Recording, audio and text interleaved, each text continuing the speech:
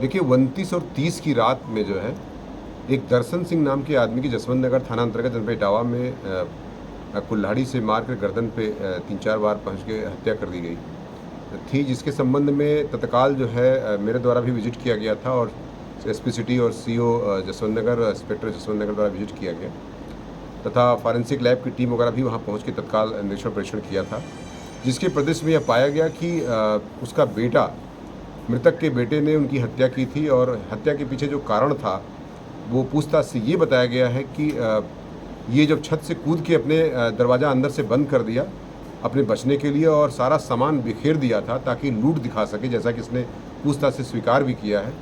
और उस संबंध में उसने एक बुढ़िया माता ने इनको देख लिया था भागते हुए, जिसके आधार पर ये काफ़ी कुछ चीज़ें खुल गई और संबंधित व्यक्ति को गिरफ्तार किया गया है, जो उनका बेटा, अपना सगा बेटा है।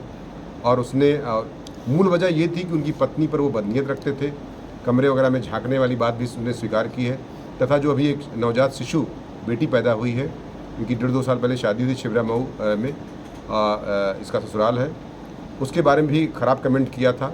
और इनका ये कहना था पिता का कि ये तुम कोई काम नहीं करते हो। और आगरा में एक प्लाट था, उसको बेचने के लिए भी ये जिद कर रहा था ताकि अपनी पत्नी को लेकर ये अलग हो जाए। इस संबंध में ही इनका झगड़ा काफ़ी गंभीर रूप से आगे बढ़ गया, जिसकी वजह से इसने घटना करना स्वीकार किया है। उसके आधार पर कुल्हाड़ी भी बरामद कर ली गई है तथा इसका कन्फेशन भी हो गया है। तदनुसार 302 आईपीसी में इस व्यक्ति को जो है जेल भेजने की कार्रवाई विधिक रूप से की जा रही है।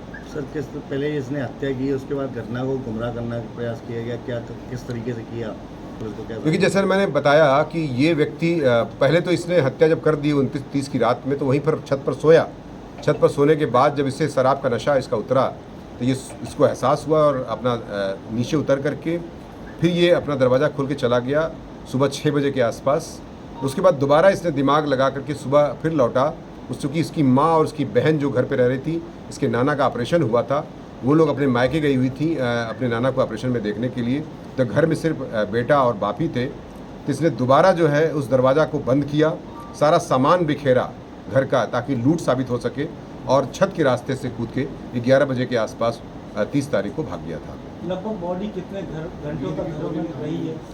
ये लगभग 24 घंटे मैं कह सकता हूँ कि 24 घंटे के बाद बॉडी में, चूँकि गर्मी का दिन है, बॉडी डिकम्पोज हो गई और उसमें से काफ़ी बदबू आ रही थी। पड़ोसी ने सूचना भी दिया था। इस समय तब क्या जाके पुलिस सक्रिय होती है और सारी घटना का पर्दाफाश होता है। Thank you.